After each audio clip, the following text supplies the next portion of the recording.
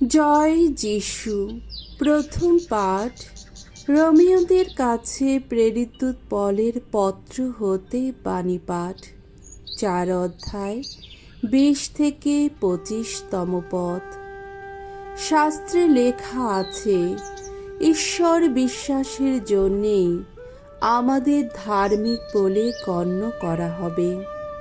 প্রিয়জনেরা, ঈশ্বরের প্রতিশ্রুতি সম্বন্ধে তার মনে কোনো অবিশ্বাস, কোনো দ্বিধাই দেখা দিল না, বরং বিশ্বাসের শক্তিতে বলীয়ান হয়ে উঠলেন তিনি।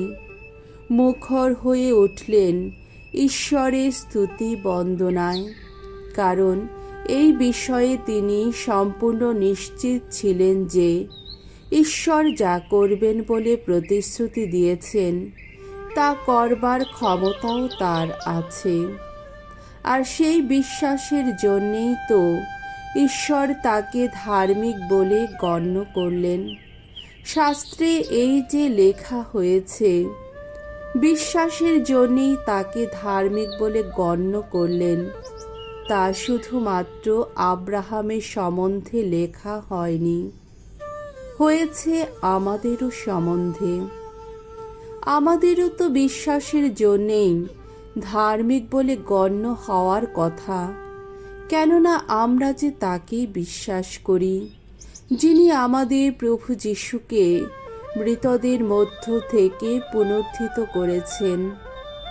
প্রভু যিশুকে আমাদের অপরাধ অপকর্মের জন্যেই মৃত্যুর হাতে তুলে দেওয়া হয়েছিল এবং আমাদের অন্তরে ধার্মিকতা ফিরিয়ে আনবার জন্যেই তো তাকে পুনরুত্থিত করা হয়েছে। প্রভুর বাণী। ঈশ্বরকে ধন্যবাদ। সাম সঙ্গীত 1, 69 থেকে 75তম পদ।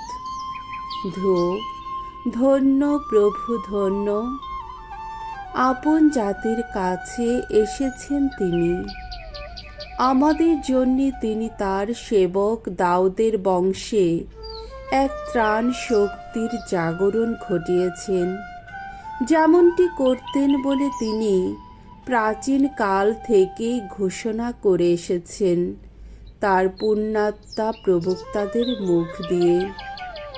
তিনি তো বলেইছিলেন তিনি আমাদের উদ্ধার করবেন যত শত্রুর হাত থেকে, যারা আমাদের বিদ্বেষ করে তাদেরই হাত থেকে। আর এইভাবে তিনি আমাদের পিতৃপুরুষদের প্রতি তার করুণা দেখাবেন, এইভাবেই স্মরণে রাখবেন তার সেই পবিত্র সন্ধির কথা, আমাদের পিতৃপুরুষ আব্রাহামের প্রতি উচ্চারিত তার সেই মহা শপথের কথা। সেদিন তিনি তো শপথ করেই বলেছিলেন আমাদের এমনই অনুগ্রহ করবেন তিনি, যাতে শত্রুর হাত থেকে রক্ষা পেয়ে আমরা তার দৃষ্টিতে পবিত্র ধর্মিষ্ঠ হয়ে উঠতে পারি, নির্ভয়ে আজীবন তার সেবা করে যেতে পারি। বাণী বন্দনা। জয় জয় প্রভুর জয়।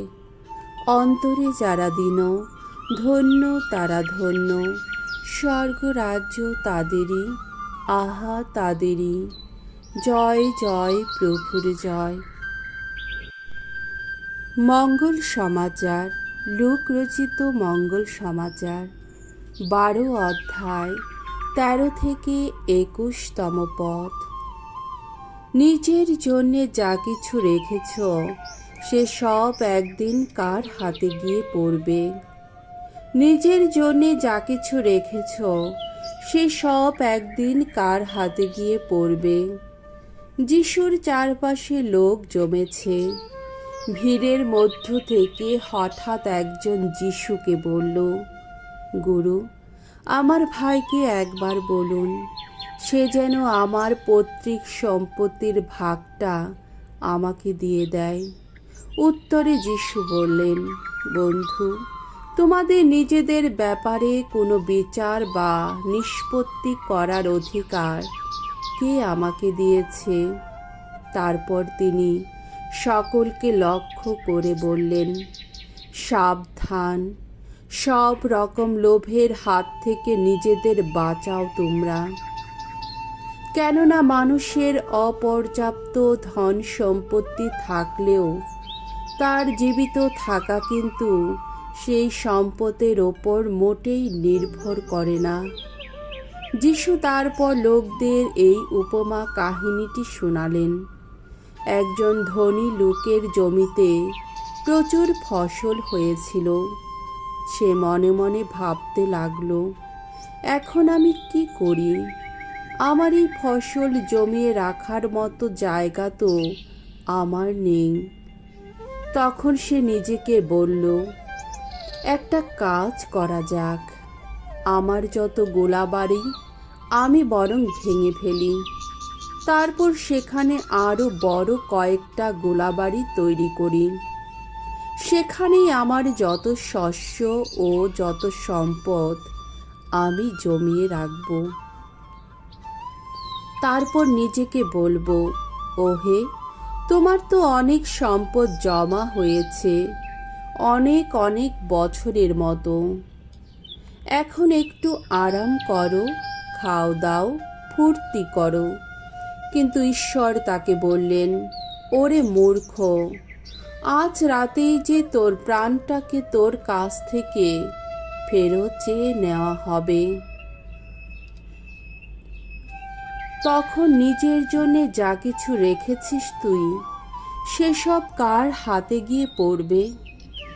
যিশু এরপর বললেন, যে লোক নিজের জন্য সম্পদ সঞ্চয় করে রাখে অথচ ঈশ্বরের দৃষ্টিতে নিঃস্বই থেকে যায়, তার অমন দশাই ঘটে। প্রভুর মঙ্গলময় বাণী। খ্রিস্ট প্রভু তোমার প্রশংসা হোক।